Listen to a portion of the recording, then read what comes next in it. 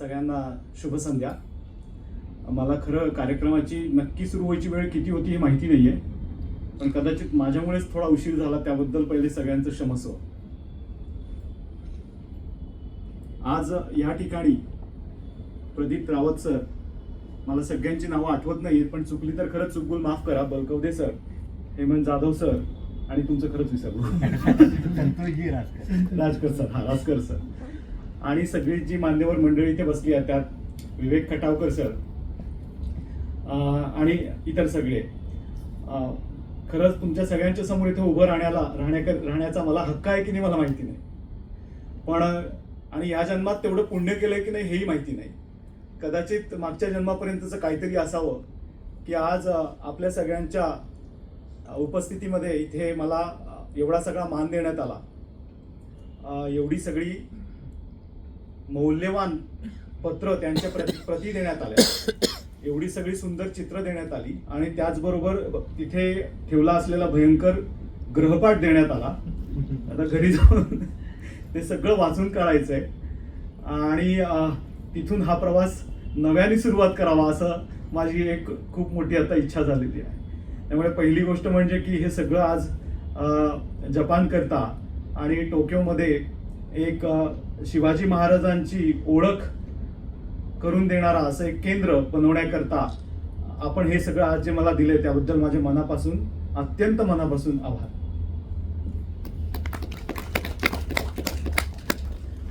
खरं मी जपानमधला भारतीय वंशाचाच नव्हे, आशियाई वंशाचा, त्यापुढेही जाऊन जपानमध्ये बिगर जपानी आमदार झालेला फक्त 5वाच व्यक्ती.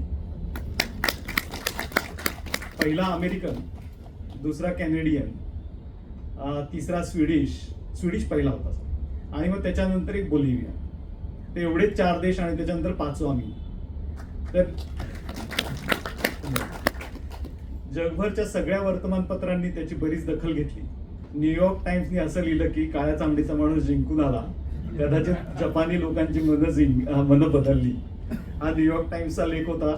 इलेक्शनचा रिझल्ट आला त्याच्या दुसऱ्या दिवशी, आणि इलेक्शन झालं त्याच्यानंतर इलेक्शनचा रिझल्ट येईपर्यंत असं झालं की माझ्या ऑफिसमध्ये एकही पत्रकार नव्हते, आणि मला असं वाटलं नव्हतं की मी जिंकणार होतो म्हणून. आणि जसा रिझल्ट आला अर्ध्या तासात माझं इलेक्शन ऑफिस होतं ते असं सगळं भरून गेलं पत्रकारांनी, आणि मला कळेना की हे काय चाललंय. तर चौथे पत्रकार आले, तर त्यांना विचारलं की हे काय चाललंय सगळं. तर ते म्हणले तुला खरंच ठाऊक नाहीये का?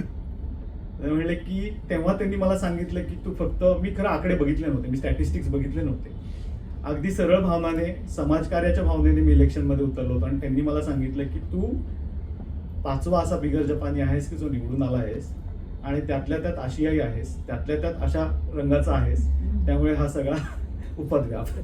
तर फारच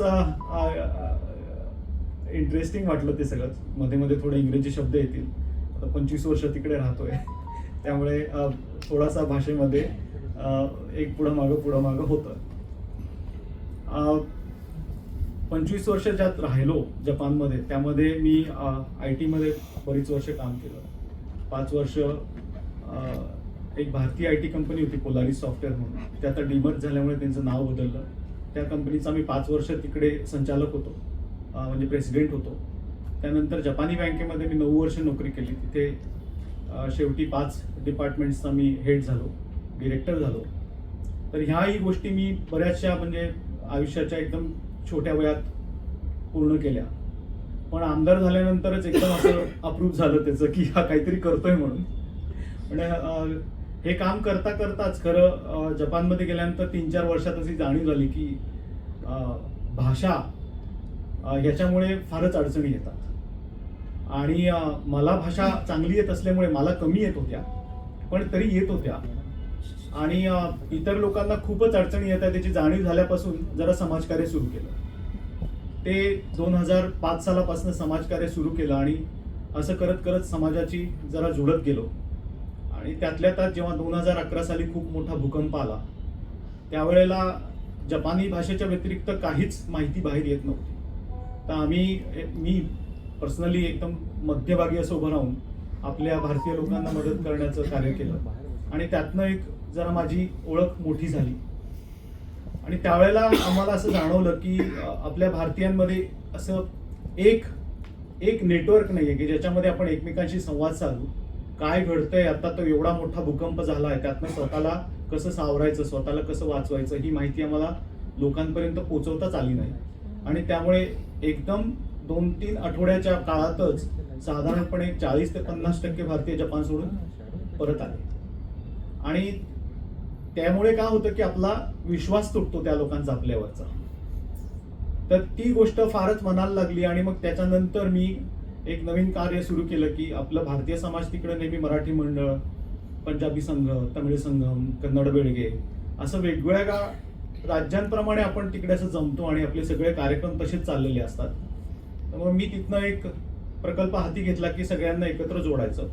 आणि तोच शेवटी अखिल जपान भारतीय संघ असा निर्माण झाला.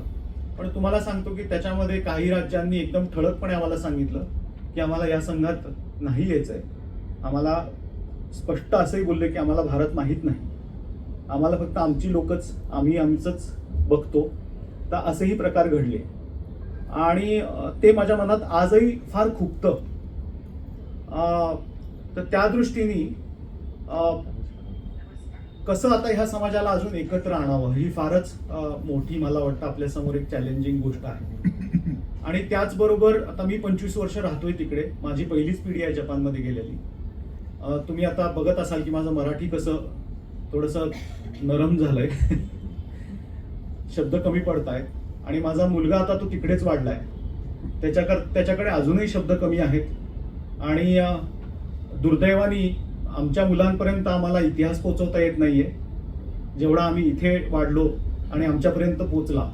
आम्हाला आमच्या मुलांपर्यंत भाषाही पोहोचवता येत नाहीये, इतिहासही पोहोचवता येत नाही, संस्कृतीही पोहोचवता येत नाहीये. त्या दृष्टीने आम्ही पावलं उचलायला सुरू केली. आणि मोठा एक त्याच्यामध्ये फरक पडला की पहिले म्हणजे की जागतिक मराठी अकादमीने यावर्षी मला जागतिक मराठी भूषण पुरस्कार दिला.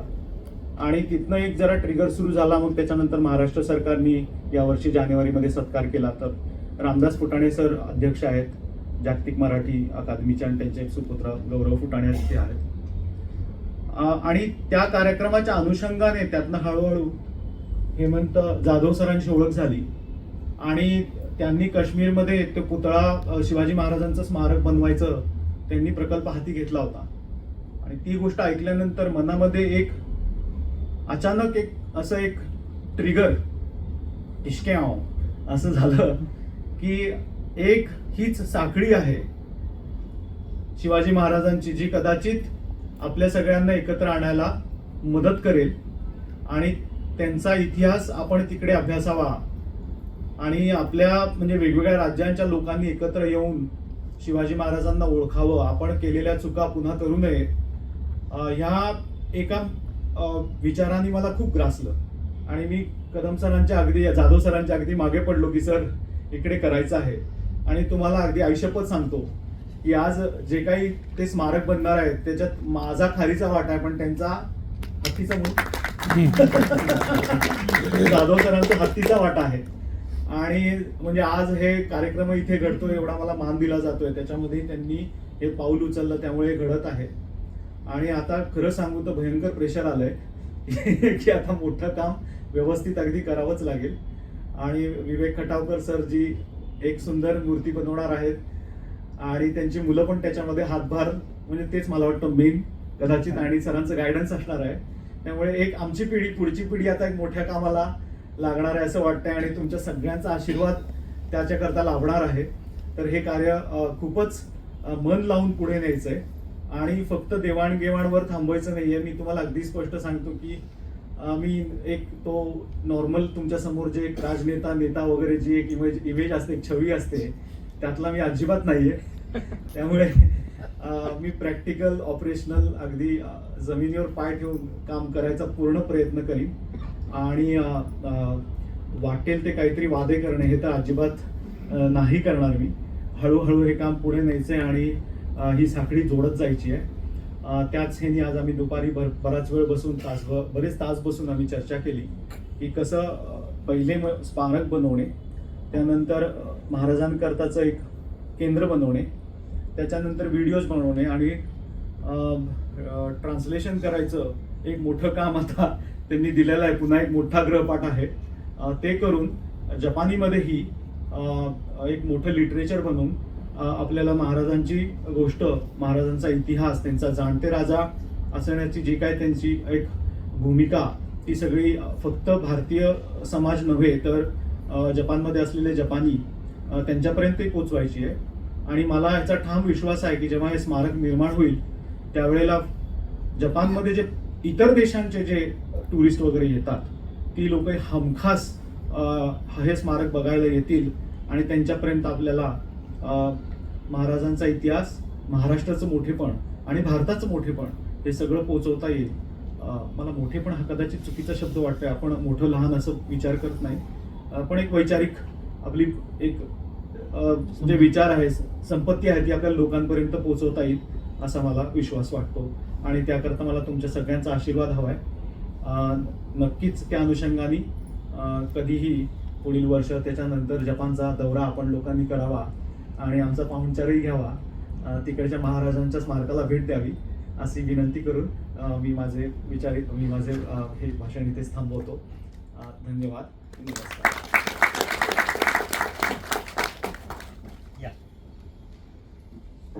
खूपच प्रामाणिक असं मनोगत या ठिकाणी योगीजींनी व्यक्त केलं.